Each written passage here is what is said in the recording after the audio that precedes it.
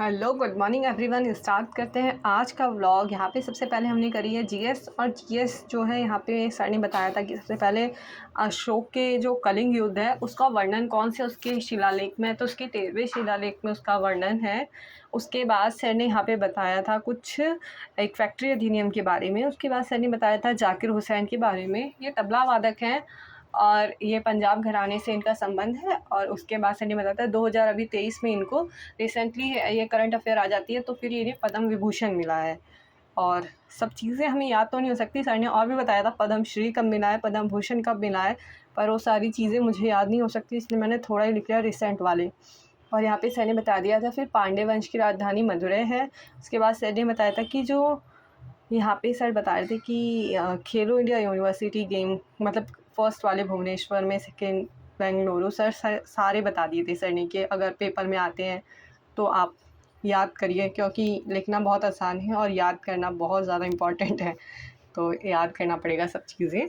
Sir ने यहाँ पे गुप्त काल के बारे में बताई थी चीज़ें, जैसे कि हूणों के आक्रमण को असफल किसने किया था, तो स्कंदगुप्त ने किया था।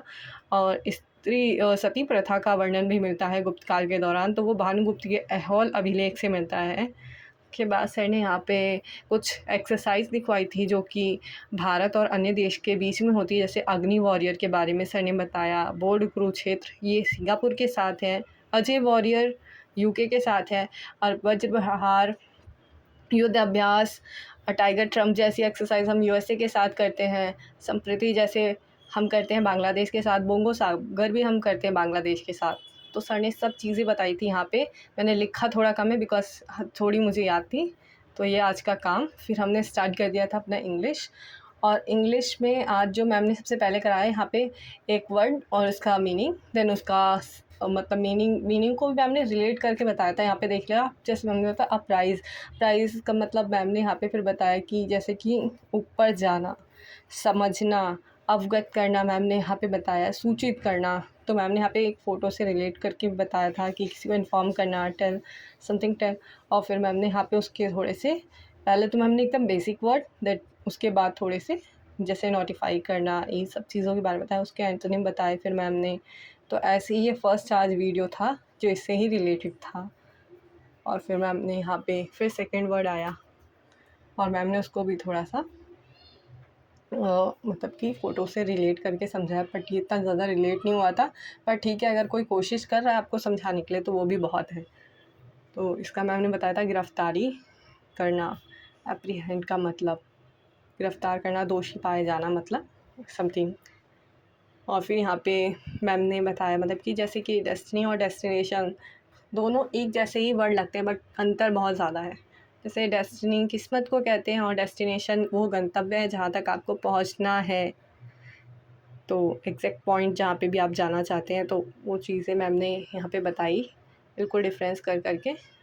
फिर यहाँ पे एकदम सेम मीनिंग है, सेम प्रोनाउंसिएशन है, फिर भी थोड़ा सा डिफरेंस है। और इससे सेंटेंस आपका थोड़ा सा शायद ये ऐसा कुछ आता होगा, मेरे को जहाँ तक लगता है कि फिल इन द ब्लैंक वाले में इस टाइप के क्वेश्चंस आ सकते हैं। तो मैम ने ये सब चीज़ें कराई और हम लोगों ने यहाँ पे नोट कर लिया है। सेंटेंस भी मैम ने बनवाए थे तो वो सब चीज़ें भी नोट कर ली हैं, ताकि मैं जब भी इन्हें पीछे पढ़ूँ घुमा के पेज, क्योंकि अभी हम सिर्फ लिख रहे हैं और फिर हम इसे याद भी करेंगे, रिवीजन करेंगे जितना ज़्यादा उतना चीज़ें याद होती जाएगी। रट तो नहीं सकते हैं इतना सब चीज़ें।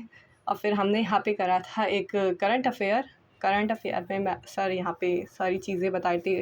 फिर सर उज़्बेकिस्तान के बारे में बता रहे थे और फिर उसके बाद सर यहाँ पे पूरा मैप से बता रहे थे, जैसे हम इंडिया से पहले पाकिस्तान, फिर अफ़गानिस्तान जा सकते हैं, फिर एक तुर्कमेनिस्तान, फिर उज़्बेकिस्तान, ऐसे सर ने रिलेट करके थोड़ा सा बताया। फिर मैप वगैरह भी समझा दिया। यहाँ पे उनकी राजधानी, उनकी करेंसी और वहाँ के जो भी प्रेसिडेंट है उनके बारे में बताया। उसके बाद सर ने यहाँ पे जो और भी करंट अफेयर थी मैंने सारी अपनी कंप्लीट करी, ज़्यादा रिकॉर्ड नहीं किया था। लास्ट में मैंने अपने जियोग्राफी के नोट्स हैं, मैंने बहुत पुराने बनाए थे जब यूपी पुलिस का एग्ज़ाम देना था तब, और फिर मैंने इसको रिवीजन कर लिया है। बिकॉज़ कि मतलब बनाए तो थे पर हर चीज़ हमें याद नहीं रहती। और ये बहुत कम नोट्स है मेरे, बहुत कम, मतलब मिनिमम से मिनिमम पेज में मैंने बहुत छोटा छोटा लिख के नोट्स बनाया था। आप देख ही रहे होंगे, बहुत चिपका चिपका के एकदम लिखा है। और सारी चीज़ें मैंने यहाँ पे जो सर ने मतलब जितना ज्ञान दिया था उस ज्ञान के मोतियों को मैंने अपने इन पेजों में उकेर लिया है। और यहाँ पे हम उनका रिवीजन कर रहे हैं। तो कोशिश है कि शुरुआत की जाए, और जियोग्राफी बाकी चीज़ों से मेरे को ज़्यादा इजी लगती है, तो इसे ही पहले शुरुआत करिए। यहाँ पे सारी बाउंड्रीज़ लास्ट में सर ने लिखवाई थी, कौन से देश से हमारी कितनी बाउंड्री लगती है।